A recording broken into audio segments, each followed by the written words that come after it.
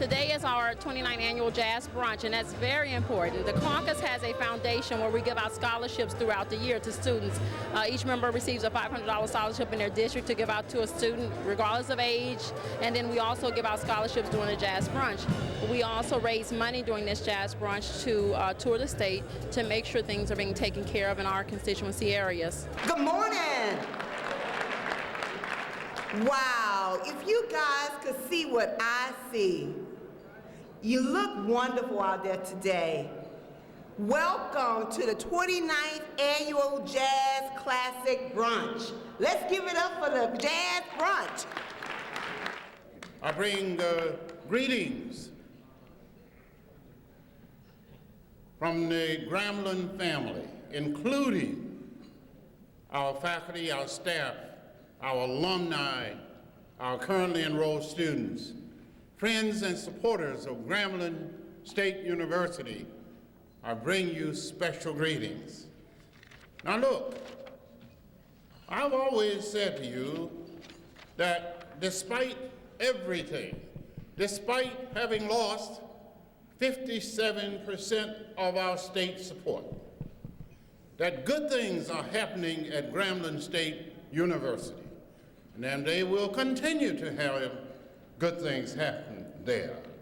I have reported to you that we are fully accredited by SACS. I've reported to you that all of our academic programs eligible for accreditation are accredited. I've reported to you that our academic programs are superior programs, and that our faculty members are busy teaching, conducting research, engaging our students. Our students are going to classes, doing what students are expected to do. Our campus is beautiful. We have a massive facelift at Grambling that everyone is responding to. And we are proud of all of our students, including our athletes. We are making every effort we can to replace the funds that we have lost from our state. Good morning, everyone. I bring you greetings on behalf of the Southern University System, which is the only historically black college and university system in America.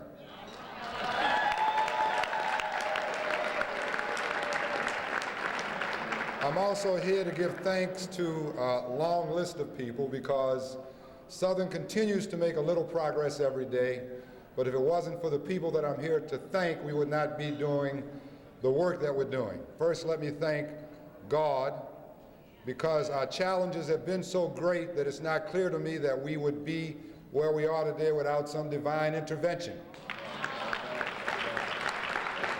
Second, let me thank my board of directors, because without their guidance and support, we could not make the progress we make. Do I have any members in the audience here? Third, let me thank our foundation, Anna Jones, our president. Anna, you can stand up, because they are the sponsors of the Bayou Classic. Let me completely and thoroughly and gratefully thank the Legislative Black Caucus and our partners in the process, Senator, Representative John Bell Edwards, because if it wasn't for the brilliant strategy that they put together in the last legislative session, led by Chairwoman Katrina Jackson, we would not, it's a good chance we would not be standing here today. So let's give them all a big round of applause. And last but not least, let me thank the folks from our close sister institution, Grambling State University. So I'm going to do this really short. We've got a governor who has priorities in other directions. We have a governor whose priorities are in other states. We have a governor who spends a lot of his time in other places. But we've got a lot of problems right here in Louisiana that we have to solve. And when I look at these presidents, when I look at President Mason, when I look at President Pogue, and I see that they are trying to hold together in their hands these universities that have had over a 50% reduction in revenue in a very short period of time. There is not a family, there is not a business, there is not a person that could operate effectively with 50% less revenue in a short period of time. Now, if you had a long time to figure it out, maybe, but not over a 3 or 4 year period. It's been devastating. And I do agree with Ron Mason that we've had a lot of divine intervention, and thank God that God is with us every day, every morning, all the time. But besides having God in heaven, we need good leaders right here on earth doing things that are important. And I want you to know that I come every year to support the work of these universities, lifting up, pushing forward, creating economic opportunity and hope for the next generation, and we're going to continue to do that. Now, there's money is short in Washington, but we were able to find hundreds of millions of dollars and billions of dollars, even though people said there wasn't any money to find. We went and found it to help rebuild after Katrina and Rita and push forward our universities. This Black Caucus has found a way in the budget to do everything that they can, and when we get back in that legislative session, I look forward to working with them to find money where there is no money, to find a way over that wall where there is no way, to get resources and funding back to our universities, particularly the historically black colleges and universities, but all of our universities are hurting. And let me say one word before I sit down with, thank John Bell Edwards for his extraordinary leadership, and Karen Carter Peterson, the head of our Democratic Party, because she and I have a message to bring to Louisiana, and that is that we can have a better health care system in our state. A health care system where every person, every child, every woman, every family, every worker can have access to quality health care. This has been done, ladies and gentlemen, in some states. Massachusetts has a system. You can't be kicked off your insurance. You can't get a disease that's not covered. You can't have a child sick enough not to get help. This has been done already. It's a combination of stretching the public hand to help and also relying on the private sector on this insurance market. So despite the fact that there are some leaders in our state that say no and pull out the rug, we are going to say yes, we're going to lay down a foundation, we're going to keep fighting to do everything we can to help bring a better vision of health, you know, and hope to this state. A strong workforce cannot be strong if we're not healthy, right? When you're sick, nobody feels like going to work when you're sick. We need to go to work feeling good, building our businesses because we're strong and we have access to good health care. And that doesn't matter whether you live in Jefferson Parish or Tangipahoa Parish in New Orleans, or you're up in Tensas Parish, or you're in Richmond Parish, or you're in Caddo Parish, or you're in DeSoto Parish or Red River Parish, a tiny little parish. Everyone deserves good health care. So I'm going to stand by it. We'll fix what's broken in the Affordable Care Act, but we're going to find a way for every person in this state, particularly workers, to have access to affordable health care. You can never lose. It can never be taken away from you. And get Medicaid expanded for businesses as well as our low-wage workers. And I want to thank Karen Carter Peterson for her extraordinary leadership and the Black Caucus for everything they do. And happy birthday to Patrick Bell, who has a birthday the same day I do. We celebrate together. He's 52. Now wait, I'm 58, so I got him beat by 6 years. God bless you all. Thank you. We have a fight going on in this country that we have to engage in. Next year marks the 50th anniversary of the Civil Rights Act. This year marked the 50th anniversary of the March on Washington. And if you watch what's going on, just last year, they rolled back the right to vote when they struck down Section 5 of the Voting Rights Act. If you look at what the Supreme Court is doing, and if you look at what's going on in the country, there is a new fight out there, and it's the same fight. It's a fight for economic justice. And when we celebrate Dr. King's life, and everybody talks about him having a dream, everybody has a dream.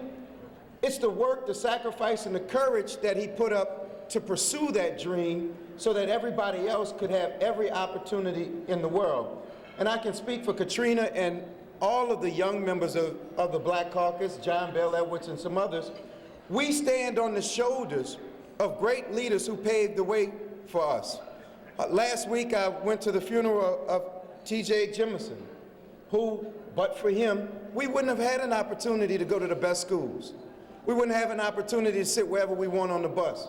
We wouldn't have had the opportunity to be elected at such a young age to show leadership. So because of that, we still have an obligation and a role to the next generation and to our seniors. So when we look at what's going on in the country, let's just know that we still have to wake up every day fighting for economic justice, because at the same time, people want to know, well, why do we have an achievement gap in schools? Well, it's because our parents are working 2 jobs. It's because we're struggling to make ends meet, because the playing field is not level. The rules are not the same. So we just have to have that commitment, and I know I'm giving you all until January 1st, but if you want to start the fight tomorrow, it wouldn't be too early, because the people up here on the platform fight it every day. So if we just look at what's happening to both Southern and Grambling in terms of funding, and education is the best opportunity to get out of poverty. And over the last 7 years, our institutions of higher learning have been cut every which way, and tuition's going up, what they're receiving's going down, and at some point, we have to come together and say no more. So thank you for having me, and I just want to thank these members of the Legislative Black Caucus. I will sit at my desk in D.C. sometimes and watch them on the internet give this governor fits and do the things that they do. And sometimes I wish that I was back there so I could participate with what they're doing, because I am just so proud to say that I am a former member of the Louisiana Legislative Black Caucus because of what they do. So thank you all for coming out, and thanks for having me. My name is Vincent Pierre, State Representative, District 44 in Lafayette, Louisiana. Welcome. Each year, the Louisiana Legislative Black Caucus members nominate individuals for the Avery C. Alexander Civil Rights Award, the Pinky C. Wilkerson Humanitarian Award, and the Charles I. Hudson Visionary Award. We have the honor of presenting the first 2 special 2013 Avery C. Alexander Award winners. This award is named in honor of a dedicated former member of the Louisiana Black Caucus, and this year we honor 2 individuals who have provided exemplary service by working diligently to raise the quality of African Americans in areas of civil rights and policy reform. The first Avery C. Alexander Award recipient is Reverend Betty Claiborne, a civil rights activist who hails from Baton Rouge, Louisiana.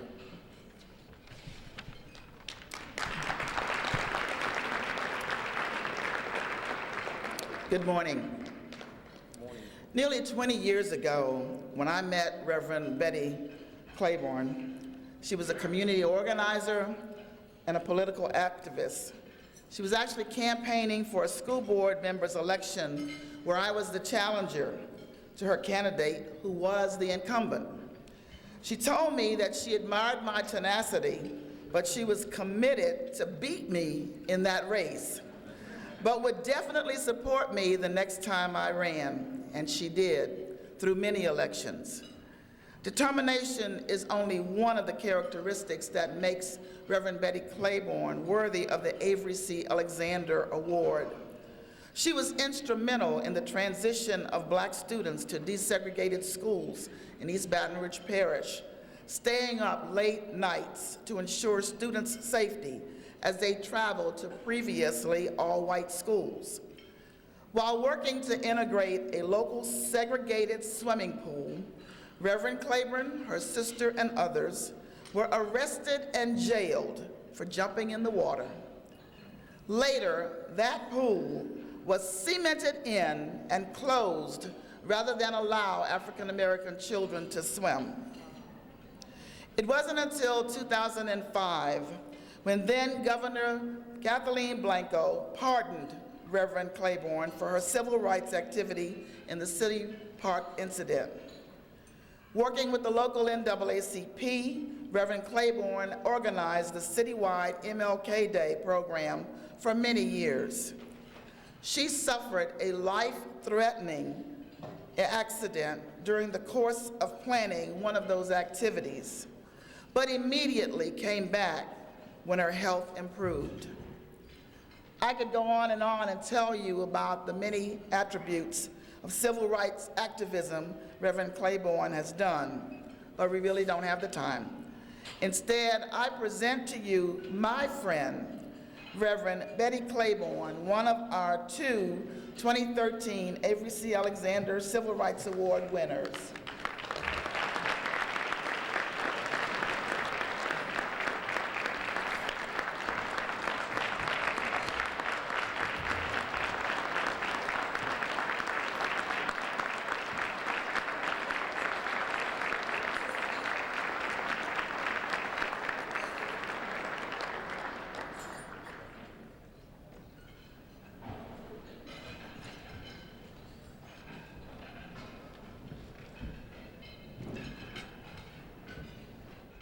I'm Representative Herbert Dixon, District 26, Alexandria, Louisiana. Our next Avery C. Alexander Civil Rights Award winner embodies the spirit of the award and is at the forefront of the civil rights and social justice movement in northwestern Louisiana. Reverend Ernest Edward Jones, Sr. Reverend Jones is a community and religious leader who has devoted more than 60 years to advocating for the development of affordable housing, better schools, and protecting the civil liberties of African American communities everywhere in Caddo Parish. Reverend Jones was a major force in leading 5 Caddo Parish families in a school desegregation case. He bravely faced possible repercussions by filing the deseg case with his oldest daughter.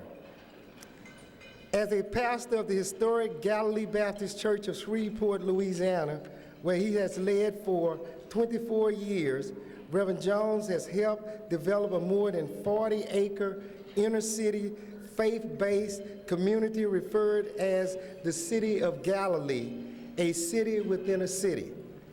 Reverend Jones served as president of the National Baptist Convention from 1985 until 2003, when he stepped down and has received more than 15 honorary doctoral degrees from across this country. Reverend Jones was the recipient of the National Award for Outstanding Service by his fraternal affiliation, Alpha Phi Alpha Fraternity, and was inducted into the Grambling State University Hall of Fame in 1986. It is a pleasure to present this award to the Reverend Ernest Edward Jones, Sr., and in his absence, we're going to ask Dr. Joe R. Grant, a close friend of his, to please come forward.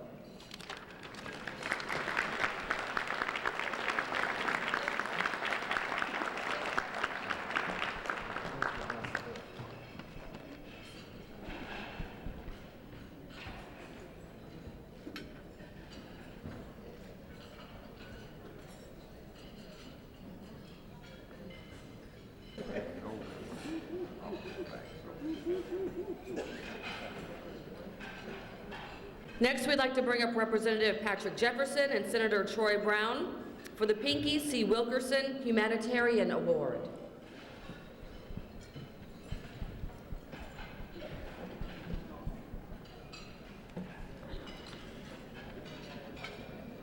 Our next honoree had the distinct pleasure of knowing and forging a lasting relationship with the namesake of our next award, as well as her family, who are here with us today.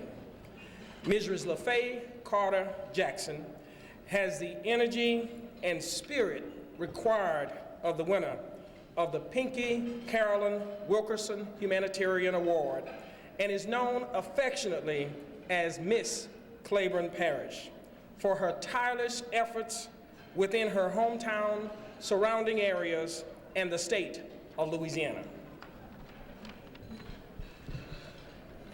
In continuation, Ms. Carter has been a trailblazing member of society since her birth in 1923 and has been a plethora of firsts in her life. The first African American elected to the Claiborne Parish School Board, a charter school member or a charter member of the local NAACP, and the founder of the first African-American daycare in Claiborne Parish, which is still in operation today. Ms. Carter celebrated her 90th birthday this past spring and is currently one of the oldest licensed active funeral directors in the state of Louisiana, and goes to her office daily and still conducts funerals and makes arrangements.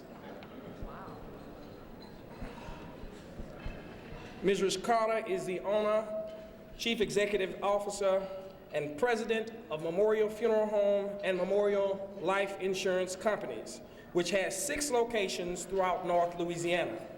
After the death of her late husband, she founded the Roger C. Jackson and LaFay Carter Jackson Foundation, a nonprofit 501c3 organization that has awarded over 300 scholarships to youth in North Louisiana with the motto, "You can make it if you try." I am very pleased, honored, and humbled to present my nominee, other mother, and local hero, Mrs. LaFay Carter Jackson.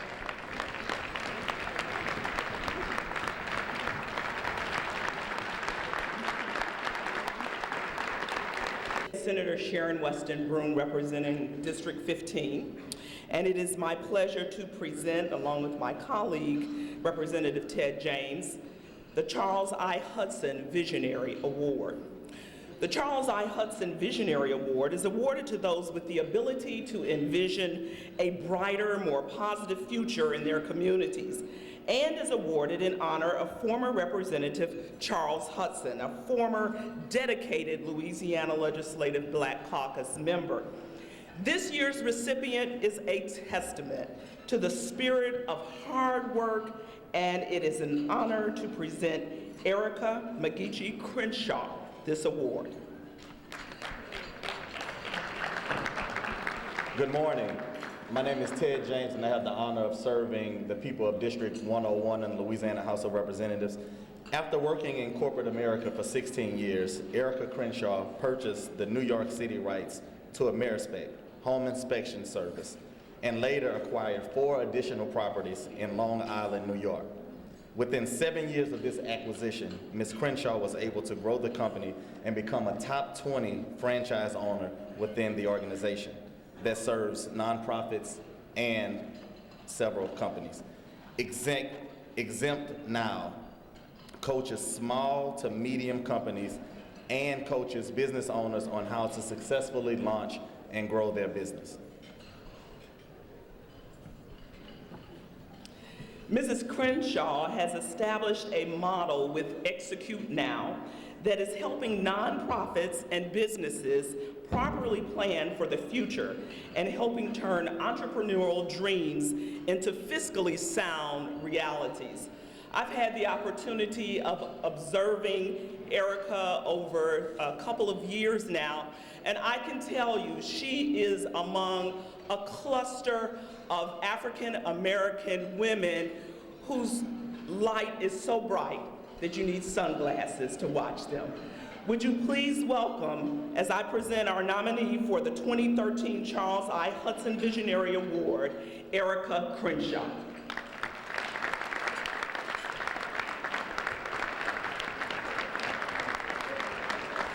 Good afternoon. I have the distinct honor and privilege of representing parts of Monroe and all of West Monroe and North Louisiana. And this is an honor for a number of reasons, because the person that I'm about to present was a graduate of Grambling University, Grambling State University. Although I did not attend Grambling State University, being from Northeast Louisiana, my heart is with Grambling. But I am a 2-time Southernite. So with that being said, I'm going to present to you Mr. Willie Brown. Our first Legends Award recipient is Mr. William Brown.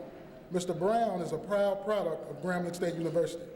Playing under the direction of legendary Eddie G. Robinson, Mr. Brown was an outstanding cornerback for the Tigers, where he garnered many accolades during his playing career. Although undrafted out of college, he was given a chance and he then excelled, becoming a starter for the Denver Broncos by his rookie season, and also garnering a few honors, including AFL honors, and getting a few interceptions. He was then traded to the Oakland Raiders, At that point, he became one of the most feared cornerbacks for the remainder of his career. During that time, he made 5 AFL All-Star games, 4 NFL Pro Bowls, and he set a then 29-year record for the longest interception return for a touchdown while helping the Raiders win Super Bowl VI. And I'm sure he has that Super Bowl ring on today if you see him walking around here today. After his career, Mr. Brown served as an assistant coach of the Raiders, head football coach at California State University, Long Beach, and Jordan High School in Los Angeles, California. Mr. Brown has received numerous Hall of Fame awards, including the Grambling Legends Hall of Fame, Louisiana Sports Hall of Fame, Mississippi Sports Hall of Fame, as he's from Yazoo City, and Pro Football Hall of Fame. He currently serves as an administrator for the Raiders. If I could create a list of characteristics in honor of Mr. Brown, they would start with unspeakable character, integrity, and perseverance. He's a trailblazer who's added to the historical athletic greatness of Grambling State University, as well as the Southwestern Athletic Conference. We're extremely proud to stand before you today and speak of this illustrious alumni. Guests and friends, we want to take this opportunity to once again present to you, ladies and gentlemen, please join me in honoring Mr. William Willie Brown.